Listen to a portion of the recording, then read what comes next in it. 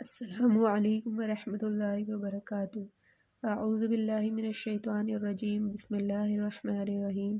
تو عقائد میں ہم نے سبق نمبر 6 ایمان مجمل پڑھا تھا، اور اب ہم پڑھیں گے سبق نمبر 7 ایمان مفصل۔ تو میں آپ کو بتا دوں ایمان مجمل اور ایمان مفصل ہے کیا۔ تو ایمان مفصل میں ذکر کیے گئے 7 بنیادی عقائد ہیں، جیسے توحید، فرشتے، آسمانی کتابیں، انبیاء، آخرت، تقدیر اور بعث بعد الموت پر یقین رکھنا۔ بعث بعد الموت یعنی موت کے بعد دوبارہ زندہ ہونا، اس چیز پر یقین رکھنا۔ یہ بھی میں آپ کو پڑھاؤں گی تو اس کے معنی سے پتہ چل جائے گا، ٹھیک ہے۔ سبق نمبر 7 ایمان مفصل۔ آمنت باللہ وملائکتہ وکتبہ ورسلہ والیوم الآخر والقدر خیرہ وشرہ من اللہ تعالی والبعث بعد الموت۔ ٹھیک ہے، اس کا ترجمہ ہے میں ایمان لایا اللہ پر اور اس کے فرشتوں پر اور اس کی کتابوں پر اور اس کے رسولوں پر اور قیامت کے دن پر، اور اس بات پر کہ اچھی اور بری تقدیر اللہ تعالیٰ کی طرف سے ہے، اللہ تعالیٰ کی طرف سے ہوتی ہے، اور موت کے بعد دوبارہ زندہ کیے جانے پر۔ دیکھیں، ان سب باتوں پر دل سے یقین رکھنا بہت زیادہ ضروری ہے۔ اب ہم پڑھیں گے مسائل میں ہمارے وضو کے سارے مسائل پورے ہو چکے ہیں۔ اب ہم غسل کے فرائض پڑھیں گے۔ اب یہاں پہ سارے غسل کے سارے مسائل آ جائیں گے، غسل کن چیزوں سے ٹوٹتا ہے، غسل کی سنتیں، یہ سب، ٹھیک ہے۔ یہ ہے سبق نمبر 5 غسل کے فرائض۔ غسل میں 3 فرض ہیں۔ نمبر 1 منہ بھر کر کلی کرنا، نمبر 2 ناک میں پانی ڈالنا، نمبر 3 پورے بدن پر اس طرح پانی بہانا کہ ایک بال برابر بھی کوئی جگہ سوکھی نہ رہے۔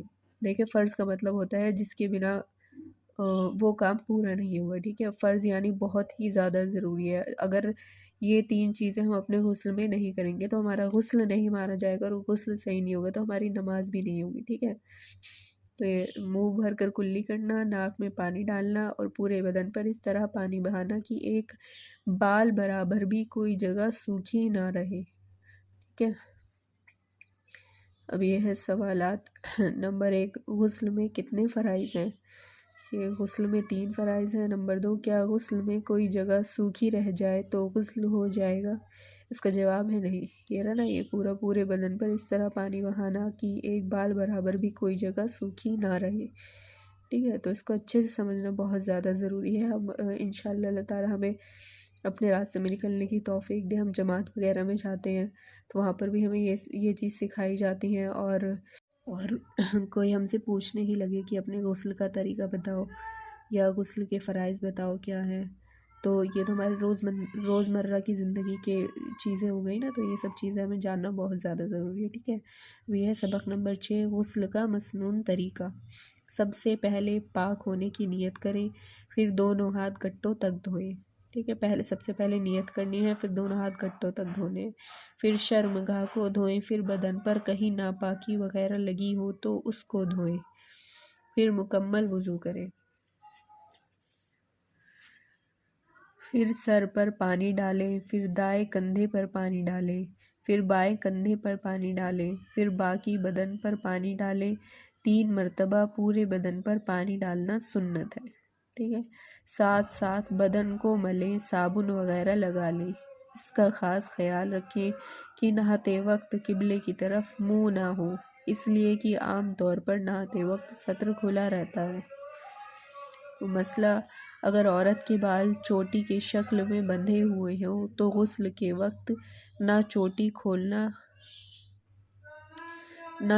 کھولنا لازم ہے اور نہ پورے بال کا دھونا لازم ہے، بلکہ صرف بالوں کی جڑوں تک پانی پہنچانا کافی ہے، اور اگر بال کھلے ہوئے ہوں تو سارے بالوں کا دھونا لازم ہے۔ اس کے سوالات آ گئے۔ نمبر 1 غسل کا مسنون طریقہ بتائیے۔ پورا غسل کا مسنون طریقہ ہے، یہاں تک ستر کھلا رہتا ہے۔ یہ نمبر 2 نہاتے وقت کس طرف منہ کرنا منع ہے، نہاتے وقت قبلے کی طرف منہ کرنا منع ہے، ٹھیک ہے۔